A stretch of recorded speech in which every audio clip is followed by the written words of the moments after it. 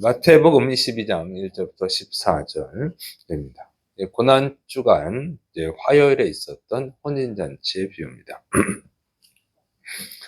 고난주간 화요일에 예수님이 하신 일들을 보면 많은 일을 하셨음을 알 수 있어요. 대제사장들과 서기관들, 또 장로들, 또 바리새인들 이런 사람들과 이제 많은 논쟁을 하시죠. 뭐 권위에 관한 논쟁, 세금에 관한 논쟁, 부활에 관한 논쟁 이런 것들 하셨고, 또 이제 포도원 농부 비유, 달란트 비유, 충성된 종의 비유, 또 여러 가지 이제 비유들을 말씀하셨어요. 그래서 십자가를 지시기 마지막 주에 한 일인데, 정말 마지막까지도 했으면 최선을 다하셨다 하는 것을 알 수가 있습니다. 그래서 우리는 이런 예수님을 본받아서 정말 최선을 다해서 살아가야 될 줄을 믿으시기 바랍니다. 그래서 하나님께 영광을 돌리고 또 다른 사람들을 구원하는 일을 감당해야 됩니다. 그래서 오늘은 이제 고난주간 화요일에 있었던 일들 중에서 이제 혼인잔치 비유를 통해서 또 하나님의 뜻을 알고 또 순종하는 시간을 가지기를 바랍니다. 자, 이제 혼인잔치 비유를 보면요, 어떤 왕이 자신의 아들의 혼인을 위해서, 혼인잔치를 위해서 손님들을 초대하는 거예요. 그래서 종들을 보내서 이 혼인잔치에 초대하기로 했던 그 사람들에게 종들을 보내서 잔치, 이제 소도 잡고 살찐 짐승도 잡고 모든 잔치가 다 준비가 되었으니까 오라고 초대를 합니다. 그랬더니 어떤 사람들이 이제 다 핑계를 대는 거예요. "난 일하러 가야 된다. 나는 사업하러 가야 된다." 하고 오지를 않는 거죠. 그리고 또 어떤 사람들은 왕이 보낸 종들을 때리고 죽이기까지 했습니다.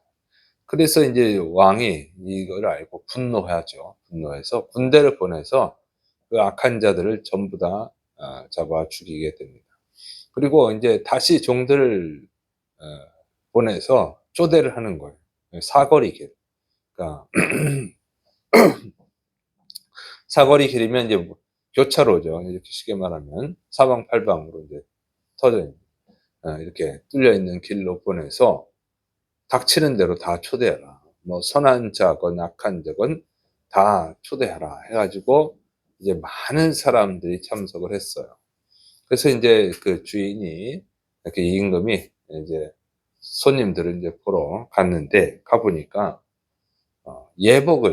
혼인식 예복을 입지 않은 사람이 있는 거예요. 그래서 그 사람한테 물어보니까 대답도 안 하고, 그러니까 인제 그 사람의 손과 발을 묶어서 바깥 어두운 데로 내던지라고 아주 무서운 징계를 내립니다.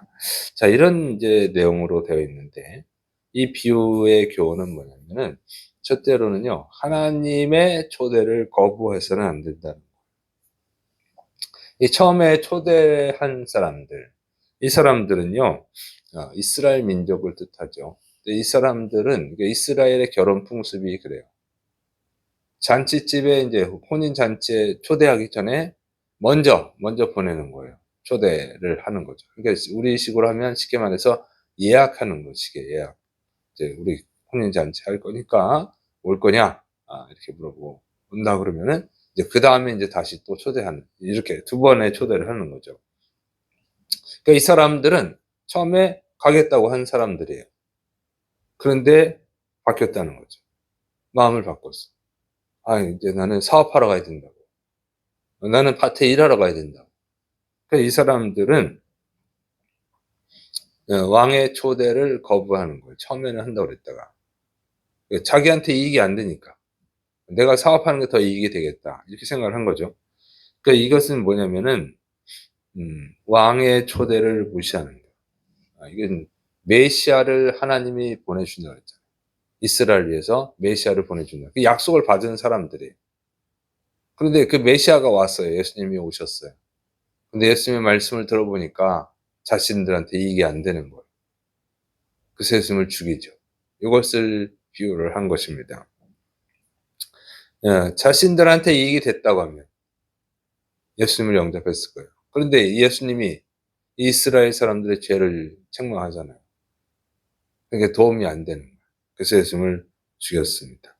그래서 이 이 임금이 이 보낸 종들을 죽인 자들을 임금이 다 죽였다고 그랬죠. 이것은 AD 70년에 로마 제국이 예루살렘을 다 멸망을 시키죠. 그것을 뜻하는 거예요.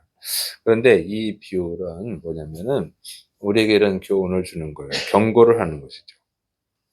메시아를 기다리고 있는 사람. 현대 기독교인들도 다 메시아를 기다리잖아요. 예수님이 다시 오실 것을 기다리고 있습니다. 그런데 자기한테 이익이 되지 않으면 예수님을 거부할 자들이죠. 그런 자들은 멸망을 당한다는 거예요. 손과 발을 묶어서 바깥 어두운 데다 내던지면 어떻게 되겠어요? 먹을 수도 없고 죽을 수밖에 없잖아요. 이것은 이제 지옥 형벌을 말하는 거예요. 그러니까 예수님을 믿죠, 다. 예수님을 기다리죠. 근데 그것이 나한테 이득이 된다고 생각해서 기다리는 거예요. 나한테 이득이 되지 않으면 안 기다리는 거죠. 거부할 사람들이 있다는 거예요. 그걸 잘 명심해야 됩니다. 그래서 우리가 예수님을 믿는 이유가 어떤 나의 이득을 위해서 믿는 거라고 하면 그들은 언젠가는 예수님을 거부할 자들이에요. 예수님이 오시기 전에도 거부하죠. 나한테 이득이 되면 예수님을 믿고 나한테 이득이 되지 않으면 안 믿는 거예요. 이런 사람들이 있는 거죠. 그래서 사회생활 할 때도 이득이 되면 내가 예수 믿는 사람인 척하고 예수님 믿는 것이 이득이 안 되면 안 믿는 척하고 이런 사람들이 있죠. 예수님 믿는 거 이득이 되면 계속 교회 다니고 안 되면 이제 안 다니고 이런 것들이에요. 이런 사람들 말하는 거예요. 자, 근데 하나님은 이제 또 예수님 비유를 말씀하시죠. 처음 초대했던 사람들을 거부하니까 그들 다 이제 멸망을 시키고 사거리 길로 보내서 아무나 초대하라는 거예요. 아무나. 선한 자나 악한 자나 다 초대하라는 것입니다. 그래서 많은 사람들이 오게 됐어요. 이건 이제 뭘 의미하냐면 예수님께서 부활하시고 천국에 올라가시면서 하신 말씀이 뭐예요? 제자들에게 온 천하에 다니며 만민에게 복음을 전파하라. 그러니까 이스라엘은 거부했고 이제 모든 사람을 초대하라는 거예요. 그래서 예수님의 제자들이 열심히 전도했고 지금은 전 세계에 복음이 전파돼서 전 세계에서 예수님을 믿는 사람들이 있다는 거죠. 그 초대에 응한 사람들을 뜻하는 거예요. 이렇게 주님은 반드시 이스라엘만 구원하기 원하시는 것이 아니라 모든 사람을 구원하기 원하신다는 거예요. 그래서 이 고난 주간에 우리가 해야 될 일은 뭐냐면 열심히 전도해야 되는 줄을 믿으시기 바랍니다. 가족들 전도하시고 친구들 전도하시고 직장 동료들도 전도하시고 만나는 사람들 전도하시기를 축원합니다. 자, 그런데 여기 보니까 이렇게 다 초대해서 많은 사람들이 혼인잔치에 참여를 했는데 거기에 이제 이 임금이 보니까 예복을 입지 않은 사람이 있었다는 거예요.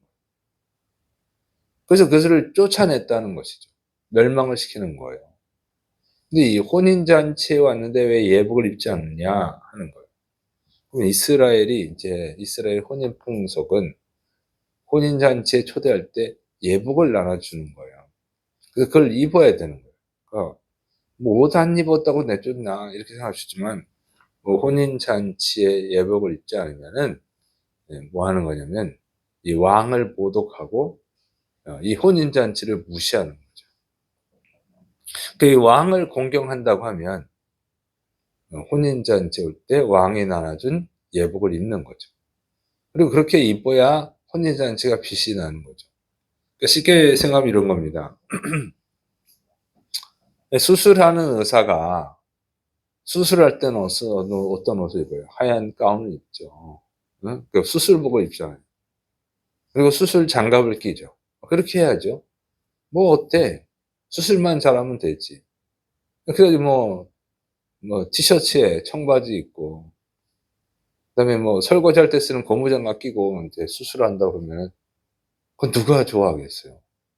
이런 식이 되는 거예요. 그건 환자를 아주 무시하는 거죠. 무시하는 거. 이런 식이다. 그게. 그래서 이 혼인 예복을 입는 것은 바로 하나님을 경외하는 것을 뜻하는 거예요. 그리고 경외하려고 하면 경외하는 자는 거듭난 자죠. 그래서 갈라디아서 3장 27절 누구든지 그리스도와 합하기 위하여 세례를 받은 자는 그리스도로 옷 입었느니라. 그리스도의 옷을 뜻하는 거예요. 그리스도의 옷이 뭐냐면 거듭남이라고 하는 거예요. 그러니까 혼인잔치에 참석을 했다고 해서 그냥 다 괜찮다는 것이 아니에요. 다 구원받는 것이 아니라는 거죠. 그러니까 이거는 뭐 다시 말해서 적용을 한다면 교회에 왔다고 해서 모든 사람이 다 구원을 받는 것은 아니라고 하는 거예요. 그럼 전도하는 게 우리가 잘 알아야 돼요. 전도하는 게 교회로 데려오는 게 아니에요. 전도는 복음을 전해주는 거예요. 그래서 복음을 자기가 받아들이는 거예요. 복음이 예수 그리스도죠. 예수 그리스도를 진정으로 영접을 해야 돼요. 그러면 진정으로 영접한 사람은 교회에 다니는 사람이 아니에요. 교회에 다니는 것은 예수님을 영접하기 위해서 다니는 거예요. 영접하고 나서는 하나님께 영광을 돌리기 위해서 다니는 거죠. 그러니까 교회에 와 있다고 해서 구원이 보장이 되는 것은 아닙니다. 교회에 와서 구원을 받아야 되는 것이지. 그래서 정말 구원받은 사람, 정말 거듭난 사람은 어떻게 해요? 예수님을 자신의 주인으로, 왕으로 모시는 것이죠. 그게 거듭나는 거예요. 그러니까 정말로 예수를 믿었다면 어떻게 해요? 주인으로 섬기는 거예요. 그 다음부터는. 주인으로 섬기는 거죠. 자기의 주인으로, 자기의 구원자로. 이렇게 섬기는 거예요. 그러면 주님을 경외하는 마음을 갖는 거죠. 그 경외하고 주님을 경외하기 때문에 주님이 원하시는 삶을 살아가는 거죠. 그게 거듭남이라고 하는 거예요. 그러니까 예수님을 주인으로 고백을 하고 자신의 구원자로 고백했다고 그것이 거듭난 것은 아니에요. 예수님을 자신의 주인으로 고백하고 자신의 왕으로 고백하고 뭐 그렇게 했는데 삶이 변화가 안 돼요. 삶이. 전혀 변화가 없어. 예수님을 믿어도 변화가 없어요. 그 사람은 종교 생활을 하는 것이지. 그냥 혼인잔치에 참여했을 뿐이지 왕을 경외하는 사람이 아니라고 하는 거죠. 그럼 그 사람은 결국은 쫓겨나는 거예요. 그러니까 정말로 예수님을 자신의 주인으로 하나님을 자신의 왕으로 섬기면 하나님을 경외해서 그분의 뜻대로 살아가는 것이죠. 그 자신을 변화시켜가는 거죠. 그 변화가 되는 거예요. 성령님이 함께 하셔서. 그래서 이것이 그리스도의 옷을 입는 거죠. 그러니까 구원받는 것이 단지 교회 오는 것이 아니다고 하는 것은 이 혼인잔치의 비유뿐만 아니라 다른 잔치의 비유에서도 나타나요. 그래서 달란트의 비유라든가 충성된 종의 비유라든가 포도원 농부의 비유라든가 이 비유들을 다 보면 이 주인을 경외해서 주인이 원하는 삶을 살아가는 것, 주인이 원하는 것을 하는 것, 주인이 원하는 달란트를 남기는 것. 이 사람들은 구원받은 사람이라고 공통적으로 교훈하고 있는 거예요. 그래서 정말 교회를 다니는데 수십 년을 다니는데도 이 거듭남의 변화가 없으면 그리스도의 옷을 입은 변화가 없으면 그 사람은 그냥 교회를 다니는 거예요. 종교 생활을 하고 있을 뿐이라고 하는 거죠. 자신의 이익을 위해서 다니는 것 뿐이에요. 어떤 이익이 있으니까 다니겠죠. 그것은 구원받을 수 없다. 예수님이 가르쳐 주는 거예요. 정말로 거듭난 사람, 그리스도의 옷을 입은 사람은 그리스도를 경외하는 삶을 살아가요. 하나님을 경외하는 삶을 살아가는 거죠. 완전하진 않으니까 우리가 실수는 하고 또 넘어지더라도 하나님을 경외하는 삶을 살아가는 변화가 일어나는 줄을 믿으시기 바랍니다. 그 사람이 진정으로 혼인잔치, 천국잔치에 참여할 수 있는 줄을 믿으시기를 바랍니다. 그래서 우리는 이제 교회에 왔다고 안심할 것이 아니라 교회에 와 있는 나의 모습이 그리스도의 옷을 입고 있는가? 하나님을 경외하는 삶을 살아가고 있는가? 변화가 되어 가고 있는가? 주위 사람들이 나의 변화를 알고 있는가? 이걸 점검을 해야 돼요. 예수님 믿더니 사람이 달라졌네. 아무도 모르면요, 변화가 안 일어난 거예요. 예수님 믿은 지 얼마 안 됐으면 안 보일 수도 있지만, 예수님을 믿었는데 수십 년이 지났는데도 아무도 몰라. 그러면 안 믿은 거지 뭐. 믿음으로 구원받죠? 안 믿은 거예요, 그거는. 그래서 우리 자신을 점검하고, 이 고난 주간에 자신을 점검하고, 또 진정으로 회개하고, 정말 그리스도를 닮아가는 그런 그리스도의 옷을 입는 변화가 일어날 수 있도록 기도해야 될 줄을 믿으시기 바랍니다. 근데 성령님이 도와주셔야 돼요. 우리 힘으로는 안 되고 성령님이 역사하셔야 됩니다. 그래서 또 성령의 충만함을 위해서 기도하시를 축원합니다. 기도하겠습니다. 사랑이 많으신 하나님 아버지, 우리를 불쌍히 여겨주시고 주의 성령님으로 우리를 변화시켜 주옵소서. 우리를 거듭나게 하여 주옵소서. 또 우리를 통하여서 또 우리 주위에 있는 사람들이 예수님을 믿고 그리스도의 옷을 입는 놀라운 거듭남의 역사가 일어나게 하여 주옵소서. 주께서 이루심을 믿고 예수님의 이름으로 감사하며 기도드립니다. 아멘.